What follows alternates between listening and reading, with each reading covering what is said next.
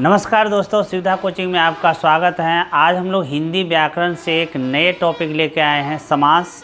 और समास सभी परीक्षाओं के लिए महत्वपूर्ण है, क्योंकि इसमें से एक दो तो रहता ही रहे। इसलिए अगर आप ये पढ़ लेते हैं तो आपको परीक्षा में एक दो प्रश्न तो इससे बन ही जाएगा। तो चलिए हम लोग समास देखते हैं, लेकिन उससे पहले आप वीडियो को लाइक और सब्सक्राइब ज़रूर कर लेना, ठीक है। देखते हैं समास क्या होता है। देखिए, समास का शाब्दिक अर्थ होता है संक्षेप, ठीक है। यानी समास, अगर हिंदी व्याकरण में अगर समास देखें तो समास जो होता है वो दो या दो से अधिक पदों के उनके बीच के विभक्ति चिन्ह को हटाकर जो शब्द नया शब्द बनता है उसे समास कहते हैं, ठीक है। जैसे गंगा जल, तो गंगा का जल, गंगा का जल, तो गंगा का हटा दिए विभक्ति चिन्ह, एक नया शब्द बन गया गंगा जल। समास के 6 भेद होते हैं: अव्ययीभाव समास, पुरुष समास, बहुब्रीहि समास, द्वंद्व समास, द्विगु समास, कर्मधारय समास। ये 6 समास को हम लोग बहुत ही अच्छे तरीके से पढ़ेंगे और एक एक करके हम लोग यहाँ पे पढ़ते हैं। देखिए, सबसे पहले है अव्ययीभाव समास, कहते हैं जिसका पहला पद क्या हो? प्रधान हो, जिसका पहला पद अव्यव हो। ये अव्यव क्या होता है? अव्यव वैसे शब्द को कहते हैं जिस पर काल, लिंग, वचन, पुरुष, कारक इस सब का कोई भी फर्क नहीं पड़ता है, वो ऐसे शब्द को कहलाते हैं अव्यव। और जिसका पहला शब्द क्या हो? अव्यव हो, वो हो जाएगा अव्ययी भाव, ठीक है। ये जिसका पहला शब्द उपसर्ग हो, उपसर्ग हो। उपसर्ग किसको कहेंगे? जो किसी शब्द के पहले आकर शब्द के अर्थ को बदल देता है उसे उपसर्ग कहते हैं। यथाशक्ति है, यथाशक्ति में शक्ति हो गया संज्ञा, और यथा हो गया अव्यव या उपसर्ग। ये उपसर्ग, यथा उपसर्ग, यथा उपसर्ग लगा है जिसका कभी चेंज नहीं होता है, ये बदलता नहीं है। कोई काल हो, पुरुष हो, लिंग हो, वचन, इसमें नहीं बदलता है। ये यथा हो गया आपको अव्यव, शक्ति हो गया संज्ञा। तो यथाशक्ति यानी शक्ति के अनुसार, शक्ति के अनुसार, ठीक है। तो ये हो गया अव्ययीभाव समास, ठीक है। प्रतिदिन, हर दिन, प्रतिवर्ष, ठीक है। प्रति यहाँ पर क्या हो गया? अव्यव, ठीक है। दिन हो गया यहाँ पर संज्ञा। इसी तरह से यथा समय, यथा हो गया अव्यव, समय हो गया आपको संज्ञा। भर पेट, पेट भर के, ठीक है। भर पेट, भर क्या हो गया यहाँ? अव्यव। ला जवाब, ला क्या होगा? जिसका कोई जवाब ना हो, तो ला क्या हो गया यहाँ पर? अव्यव, ठीक है। आमरण, आ जन्म, ये सब है उपसर्ग। आ उपसर्ग है, जिसके मरण में लग गया, मरण के पहले अगर आ लग गया तो क्या हो जाएगा? आमरण। आ क्या हो गया यहाँ पे? उपसर्ग। जब किसी शब्द के पहले आकर जुड़ता है तो उसे कहते हैं उपसर्ग, ठीक है। तो यहाँ पर आमरण, आमरण मतलब मरण, मृत्यु पर्यंत, ठीक है। आजीवन, जीवन पर्यंत। यथा सामर्थ्य, यथा सामर्थ्य का मतलब सामर्थ्य के अनुसार। यथा विधि, विधि के अनुसार। यथा कर्म, कर्म के अनुसार। यथा मति, मति के अनुसार। आजी जन्म, जन्म पर्यंत। निसंदेह, बिना संदेह का। अच्छा, कुछ शब्द ऐसे भी आएगा जिसमें बार बार रिपीटेशन हो, रिपीटेशन हो तो उसको भी कहेंगे अव्ययीभाव समास। जैसे मारा मारी, मुक्का मुक्की, बाता बाती, धराधर, हौले हौले, खटाखट, हाथों हाथ, रातों रात, घर घर, साफ साफ, नगर नगर।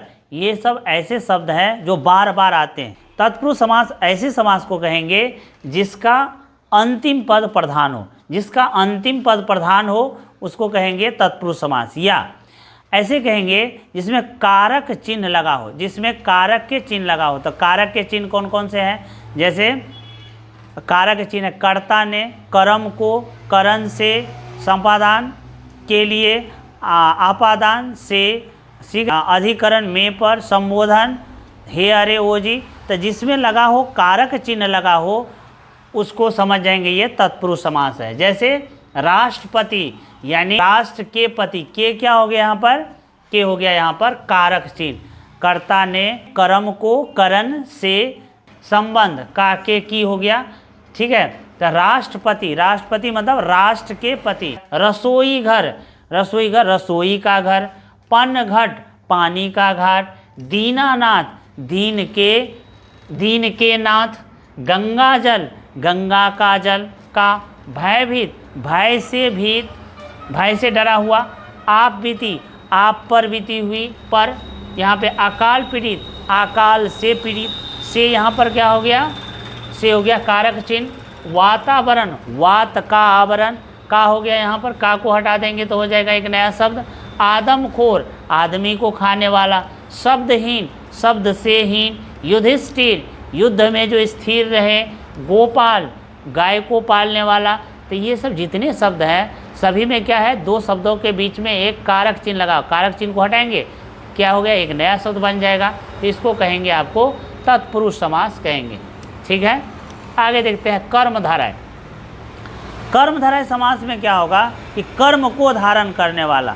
आपके पास क्या स्पेशलिटी, जिस समास में विशेष विशेषण हो, एक विशेष होगा एक विशेषण होगा। विशेषण किसको कहेंगे, जो किसी चीज़ की विशेषता को बतलाता है, यानी विशेष की विशेषता को बतलाता है, विशेष की विशेषता को बतलाता है, तब उसको कहेंगे कर्मधारय। जैसे है नील गाय, नील गाय यानी नीला है जो गाय, यहाँ पे गाय क्या हो गया, विशेष, और नीला क्या हो गया यहाँ पर, विशेषण, यानी गाय के बारे में बता रहा है कि वो नीला है क्वालिटी है ऐसा, नीला है ऐसा, तो क्या होगा, गाय नीला है। तो गाय हो गया यहाँ पे विशेष, और नीला हो गया आपको उसकी विशेषता को बतलाता है, तो विशेषण हो गया। चंद्रमुखी, जिसका मुख चंद्रमा जैसा हो, जिसका मुख चंद्रमा, तो मुख हो गया यहाँ पर विशेष, और चंद्रमा के समान, तो चंद्रमा के समान क्या हो गया यहाँ पे, चंद्रमा के समान यहाँ पे हो गया विशेषण। ठीक है, महापुरुष, पुरुष है जो महान, महान यहाँ पर क्या हो गया, विशेषण, और पुरुष क्या हो गया यहाँ पर, विशेष्य। उसे चरण कमल, जिसके चरण कमल के समान हो, जिसके चरण कमल के समान हो, उसे चरण कमल, यानी चरण कमल, यहाँ कमल, चरण को कमल के समान, कमल के समान यानी विशेषता बतला रहा है, यानी कमल क्या हो गया, विशेष, चरण, चरण क्या हो गया यहाँ पर, विशेषण। ठीक है, विशेषण हो गया। महाजन, महान है जो जन, यानी जन क्या हो गया, विशेष, महान क्या हो गया यहाँ पर, विशेषण। नील गगन, नीला है जो गगन, यानी गगन हो गया यहाँ पे विशेष, नीला हो गया यहाँ पर विशेषता। चंद्रमुख, चंद्रमुख, जिसका मुख क्या हो, चंदा के जैसे हो, तो यहाँ पे मुख हो गया विशेष, चंद्र हो गया आपको विशेषण। काक, पुरुष, पुरुष हो गया यहाँ पे विशेष, और कायर, का मतलब कायर है जो पुरुष, तो कायर क्या हो गया, का क्या हो गया यहाँ पर, विशेषण। महाविद्यालय, महान है जो विद्यालय, तो विद्यालय हो गया यहाँ पे विशेष, और महान हो गया यहाँ पर विशेषण। प्रधानमंत्री, महान है जो मंत्री, प्रधानमंत्री यानी मंत्रियों के प्रधान, प्रधान, तो मंत्री यहाँ पे हो गया विशेष, अब प्रधान है तो ये प्रधान क्या हो गया यहाँ पर, विशेषण। तो जो विशेष की विशेषता को बतलाता है, जो विशेष विशेषण हो, उसे कहेंगे कर्मधारय समास। ठीक है, आगे देखते हैं द्वंद्व समास। देखिए द्वंद्व समास के नाम से ही पता चलता है कि दो मतलब दो, दोनों पद प्रधान होगा, दोनों पद प्रधान होगा, उसको कहेंगे द्वंद्व समास। ठीक है, जैसे पाप और पुण्य, दोनों शब्द प्रधान है, पाप और पुण्य। सीता और राम, सीताराम। यश अपयश, यश और अपयश। हाथी घोड़ा, हाथी और घोड़ा। 43, 40 और 3। 13, 1 और 3। तन मन, तन और मन। माता पिता, माता और पिता। लव कुश, लव और कुश। 63, 60 और 30। भला बुरा, भला और बुरा। जीवन मरण, जीवन और मरण। ऊंच नीच, ऊंच और नीच, दोनों शब्द प्रधान है यहाँ पर। आज कल, आज और कल। रुपया पैसा, रुपया और पैसा। धन दौलत, धन और दौलत। गुण दोष, गुण और दोष। साग पात, साग और पात। कपड़ा और लत्ता। हाथ पैर, हाथ और पैर। पेड़ पौधा, पेड़ और पौधा। नाक कान, नाक और कान। अनाप शनाप, अनाप और शनाप। जलवायु, जल और वायु। देखिए ये दोनों पद क्या हो, प्रधान हो, दोनों पद यहाँ प्रधान है, तो ये हो जाएगा द्वंद्व समास। चलो यहाँ पर द्विगु समास के बारे में देखते हैं। द्विगु समास, जिस समास में पूर्व पद क्या हो, संख्यावाचक हो। जिस समास का पूर्व पद यानी पहला पद क्या हो जाना चाहिए, संख्यावाचक होना चाहिए, उसे कहेंगे क्या, द्विगु समास कहेंगे। जैसे देखिए पंचवटी, पंचवटी का क्या अर्थ होता है? 5 बटों का समूह, मतलब 5 बरगदों का समूह। बट 5 बरगदों का समूह क्या हो जाएगा? पंचवटी। त्रिभुज, त्रिभुज जिसमें 3 भुजा हो त्रिभुज कहलाते हैं, जिसमें 4 भुजा हो चतुर्भुज कहलाते हैं। त्रिवेणी, 3 नदियों का समूह त्रिवेणी। त्रिलोक, 3 लोकों का समूह त्रिलोक। पंजाब, 5 आबों का समूह पंजाब। 2 आबों, 2 आबों का समूह, यानी 2 नदी के बीच में जो जगह रहता है उसको कहते हैं दोआब। तो 2 आब, यहाँ पे 2 संख्यावाचक है, 5 यहाँ संख्या, 3, 4, 3, 5, ठीक है। चौमास, 4 मासों का समूह, यहाँ पे 4 संख्यावाचक। चौराहा, 4 राहों का समूह, तो यहाँ चौ क्या हो गया? संख्यावाचक। नवरात्र, यानी 9 रातों का नवरात्र, ठीक है। तो 9 यहाँ संख्यावाचक। तिरंगा, 3 रंगों के समूह, तो यहाँ पे हो गया तिरंगा। तो ऐसा अगर शब्द आता है तो इसको कहेंगे हम द्विगु समास है। चलिए आगे देखते हैं बहुब्रीहि समास।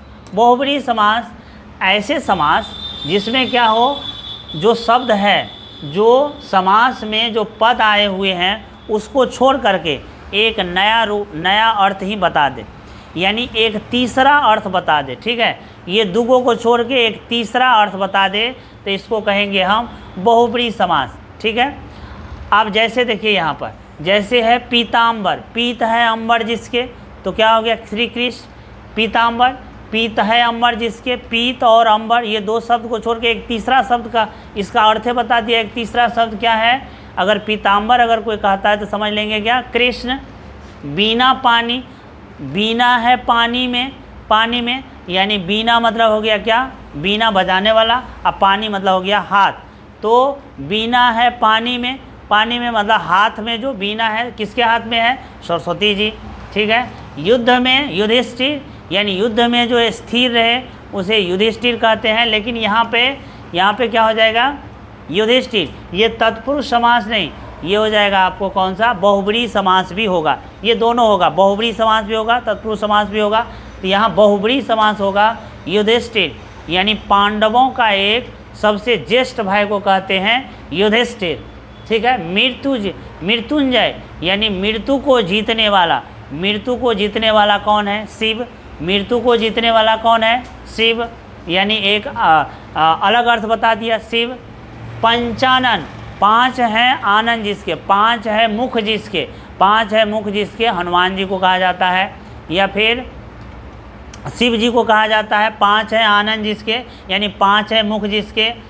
नीलकंठ, नीला है कंठ जिसके, यानी यहाँ पे नील है कंठ जिसके, यानी शिव जी को कहा जाता है। लंबोदर, लंबा है उदर जिसके, तो ये हो गया आपको गणेश जी को कहा जाता है। गजानन, मुख है जिसके गज के समान, वो क्या कहलाएंगे? गणपति। चक्रधर, चक्रधर जो चक्र धारण किए रहता है विष्णु जी, चक्र धारण किए रहता है विष्णु जी। षडानन, जिसके 6 यानी 6 क्या हो? मुख हो, जिसके 6 मुख हो, कार्तिक, ठीक है। उसके बाद देखिए यहाँ पे सुग्रीव, जिसका सुंदर ग्रीवा हो उसको सुग्रीव कहते हैं, है ना। सुग्रीव आप जानते हो रामायण में सुग्रीव सुंदर है जिसके ग्रीवा। मुरलीधर, जो मुरली को धारण किए रहते हैं श्री कृष्ण। 10 मुख, जिसके 10 मुख हो रावण, ठीक है। चतुर्भुज, 4 भुजा हो विष्णु, ठीक है। बर्ज पानी, जिसके पानी में बर्ज हो, बर्ज मतलब होता है पानी, अब पानी मतलब होता है क्या? यानी बर्ज मतलब होता है जल और पानी मतलब होता है हाथ, जिसके हाथ में पानी हो, यानी इंद्र देवता। चंद्रचूड़, चंद्रचूड़ यानी जिसके मुख पर चंदा हो, तो ये क्या हो जाएगा? भगवान शिव, चंद्रचूड़। पतझर, पतझर यहाँ पे बहुब्रीहि समास होगा, क्योंकि पतझर क्या होता है? ऐसा मौसम जिसमें क्या हो जाए? वृक्ष से पत्ता अलग होता है, तो इसको कहेंगे पतझर, ठीक है। पतझर मौसम। सूर्यपुत्र यानी सूर्य का पुत्र, किसको कहेंगे? यमराज को। सूर्यपुत्र एक अलग नाम, एक तीसरा अर्थ निकल गया।